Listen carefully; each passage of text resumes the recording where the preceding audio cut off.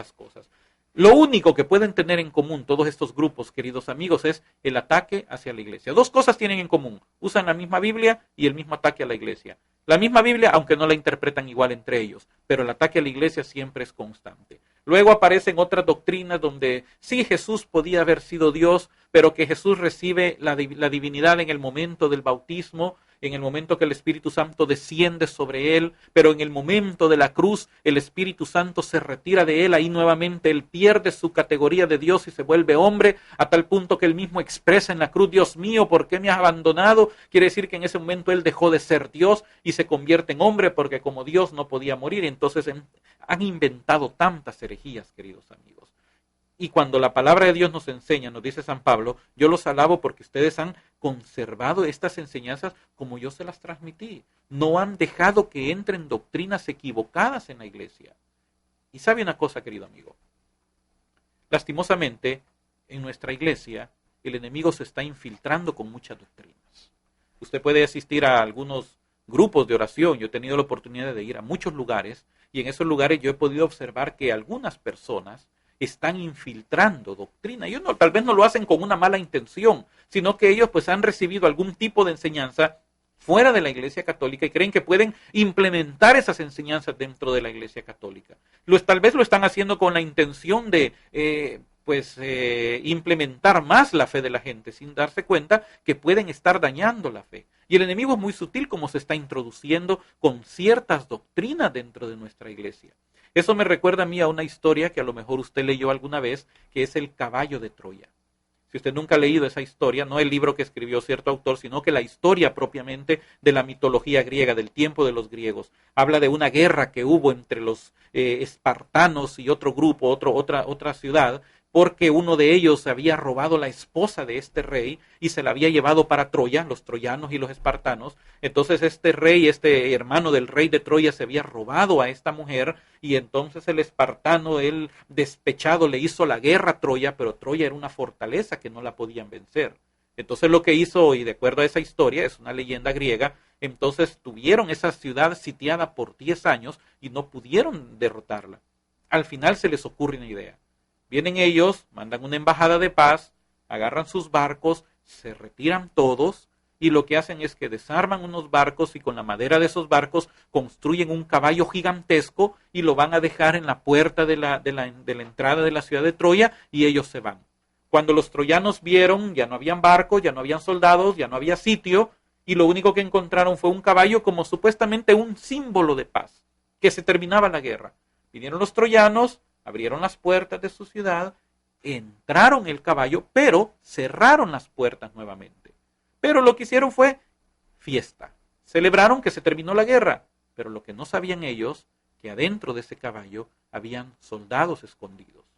Cuando todos estaban dormidos, estaban pues quizás hasta borrachos de la celebración y que ya no podían ni levantarse, en la oscuridad de la noche, estos soldados escondidos bajaron de ese caballo, abrieron las puertas de la ciudad y ya los demás soldados estaban afuera esperando ese momento para poder entrar y destruir la ciudad. Mis queridos amigos, el enemigo está haciendo lo mismo en nuestra iglesia. Está metiéndonos caballos de Troya en cuanto a doctrina. Muchas doctrinas están entrando a través de la música inclusive. Muchos ahora ya no escuchamos música católica, sino que escuchamos canciones que vienen de otras fuentes y en unos casos hasta las cantamos en nuestras comunidades, las cantamos y algunas ni siquiera están pues teológicamente correctas. Por ejemplo, un día estábamos hablando con respecto a un corito muy conocido en muchas comunidades, ya algunas comunidades ya lo corrigieron, otras todavía no han escuchado que no está correcto. Este corito no es católico, viene de otra congregación no católica. Y ese corito dice como un rayo cayendo sobre mí, que quema, que quema, que quema. Y empiezan a cantar y los hermanitos muy contentos hasta hacen la figura del rayo cuando están cantando. Pero si nosotros leemos la palabra de Dios despacio y tratamos de analizar teológicamente ese corito, nos vamos a dar cuenta de una situación. Cuando nosotros leemos la palabra de Dios y el catecismo de la iglesia, el Espíritu Santo nunca se refiere a la figura de un rayo. Siempre lo encontramos con la figura de fuego, de un viento, de aceite, de agua, pero nunca como rayo. Si usted toma su Biblia y su Biblia tiene una concordancia y usted busca la palabra rayo, usted se va a dar cuenta que la referencia que aparece como rayo es cuando Jesús dice, yo vi a Satanás caer del cielo como un rayo. Entonces, muchos vienen, algún hermanito hizo este corito muy bonito para algunos que dice, como un rayo cayendo sobre mí, refiriéndose al Espíritu Santo. El Espíritu Santo no se representa como un rayo, Satanás se representa como un rayo. Ahora muchos lo han cambiado y dicen como un fuego cayendo sobre mí. Eso sí está correcto. Pero aquí viene el problema. ¿De dónde tomaron ese corito? Ese coro no viene de la Iglesia Católica, viene de una iglesia fuera, de una congregación fuera de la Iglesia Católica. Y como dice el dicho, como muestra un botón, dése cuenta cómo a través de la música también, de las alabanzas, que no son católicas, está entrándose las doctrinas no católicas en nuestra iglesia. Es lo que dice aquí la palabra de Dios. Nosotros no estamos conservando las tradiciones como las hemos recibido. Estamos ahora inventando, improvisando, dejándonos llevar por la parte emotiva. Queridos amigos, las emociones son malos consejeros. Mucha gente se ha equivocado en su fe por seguir emociones. Yo le pido a Dios, y esa es parte de mi labor como misionero, es parte de mi labor de estarle ayudando a usted como laico también, de estarnos motivando unos a otros a que conozcamos nuestra fe católica para que no caigamos en el error que yo caí hace 20 años, más de 20 años, de venir y por algo que se sintió bonito, yo me fui de la iglesia. No, podamos entender y conocer esta fe. Segundo lugar, para ir, ya vamos a terminar este programa, pero vamos a continuar en el siguiente programa este tema. Segundo lugar, habla acerca de la convivencia fraterna.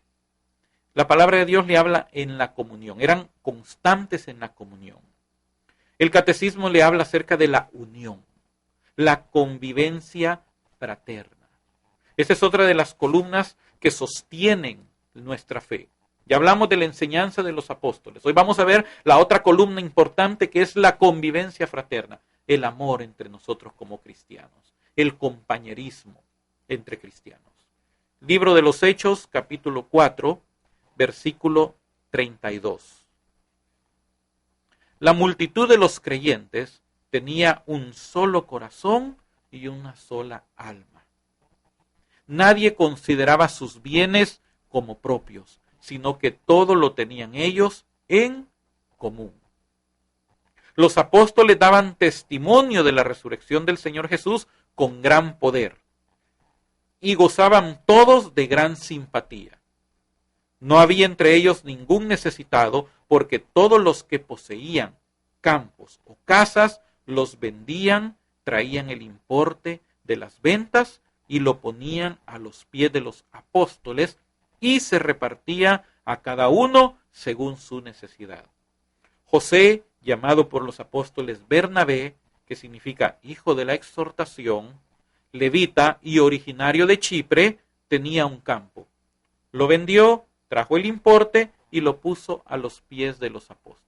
Entonces encontramos acá en la palabra de Dios que los creyentes tenían un solo corazón y una sola alma, y que no había ese egoísmo, no había esa situación de que esto es mío, esto es tuyo, yo tengo más que tú y que tú tienes menos que yo y que tú siéntate por allá porque andas todo andrajoso. Y acuérdese que hasta el mismo Santiago reprochaba esa situación. No podemos decir que somos cristianos si menospreciamos a otra persona. Entonces los apóstoles, junto con la gente, con los fieles, ellos venían y estaban con un solo corazón y una sola alma. Dice que no habían necesitado, sino que venía la gente y de propia voluntad, la iglesia no los obligaba, de propia voluntad vendían sus posesiones, reunían el dinero y se ayudaban mutuamente. No habían pobres en ese momento, todo lo que tenían era de todos, había una comunión, una común unión. Y dice aquí también que los apóstoles predicaban la resurrección, daban testimonio de la resurrección del Señor Jesús con gran poder. Y aquí encontramos algo bien característico de la primera iglesia. Había un poder muy importante. Usted se acuerda que dice la palabra de Dios que solo la sombra de Pedro sanaba a los enfermos. Y hasta corito se ha hecho de eso, que con la sombra de Pedro se sanaban los enfermos. Y una vez escuchaba a una persona, y eso se habla mucho fuera de la iglesia católica. Imagínense, hace 30 años, 25 años que yo salí de la iglesia católica, que se hablaba acerca del avivamiento. Señor, manda un avivamiento como en la época apostólica, que cuando nosotros oremos por los enfermos se sanen, los paralíticos se levanten, los ciegos puedan ver, los sordos puedan oír. Señor, que podamos tener un avivamiento. Y se hablaba mucho del avivamiento. creen que una de las señales antes de la venida de Cristo es que va a haber un avivamiento, que toda la gente se va a salir de la iglesia católica y se va a ir con ellos, pero no entienden lo que significa el avivamiento.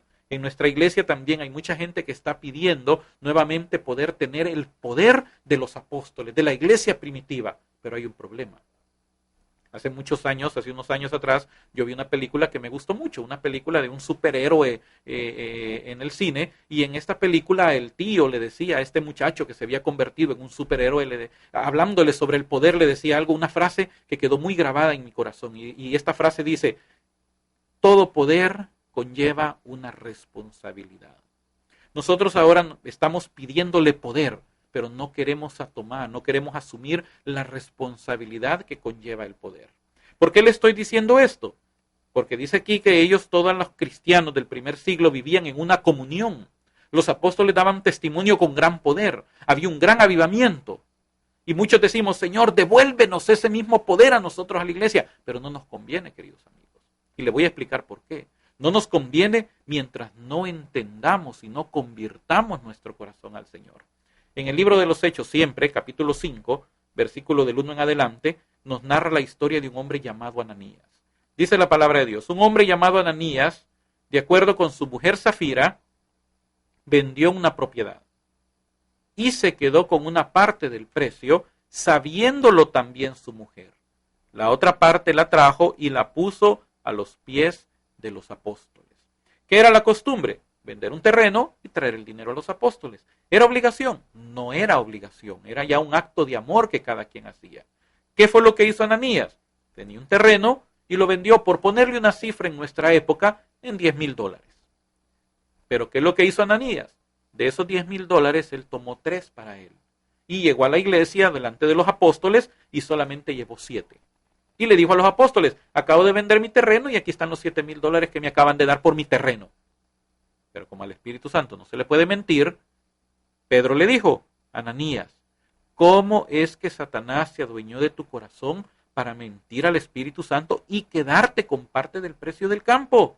¿Es que no era tuyo mientras lo tenías? Y una vez vendido, ¿no podías disponer del precio? ¿Por qué determinaste en tu corazón hacer esto? No has mentido a los hombres, sino a Dios. ¿Qué fue lo que estaba haciendo Ananías? Queriendo mentir. ¿Qué es lo que San Pedro le dijo? Si lo vendiste en 7,000, hubieras dicho: mira, o lo vendiste en 10,000 y solo traes 7, hubieras dicho: mira, solo le voy a dar 7,000 a la iglesia porque necesito estos 3,000 para pagar algunas deudas, algunas cositas por ahí, o para tener algo para comer. Pero no engañar, no querer engañar. Entonces dice aquí la palabra de Dios que al oír Ananías estas palabras, cayó y expiró. Y un gran temor se apoderó de todos cuanto lo oyeron. Se levantaron los jóvenes, le amortajaron y le llevaron a enterrar. Unas 3 horas más tarde entró su mujer, que ignoraba lo ocurrido. Pedro le preguntó: dime, ¿habéis vendido el campo en tanto? Ella respondió: sí, en eso. Estaba de acuerdo su mujer con Ananías. Y Pedro le replicó: ¿cómo os habéis puesto de acuerdo para poner a prueba el Espíritu del Señor? Mira, aquí a la puerta están los pies de los que han enterrado a tu marido, ellos te llevarán también a ti. Y la mujer cayó y se murió en ese momento. Queridos amigos, ¿por qué estoy diciendo esto? Muchos estamos clamando el poder de la iglesia primitiva, pero nos damos cuenta que ese poder conlleva una responsabilidad. ¿Qué cree que ocurriría si tuviéramos este poder en esta época? ¿Qué cree que ocurriría que así como estos hombres que quisieron mentir al Espíritu Santo y murieron adentro de la iglesia, murieron delante de Pedro, qué cree que ocurriría después de cada Eucaristía, queridos amigos? ¿Qué cree que ocurriría cada vez que alguien vas a comulgar en pecado mortal no confesado, no arrepentido? ¿Qué cree que ocurriría en el momento que la hostia, que el cuerpo de Cristo toca su lengua? Mis queridos amigos, nuestras iglesias serían, pues después de misa, un desfile de carros fúnebres sacando a tanto cuerpo de ahí, queridos amigos. Lo dice aquí que los jóvenes fueron a enterrar a estas personas. Los jóvenes en nuestras iglesias pues no darían abasto enterrando a tanta gente que moriría después de cada misa al nomás recibir el cuerpo de Cristo.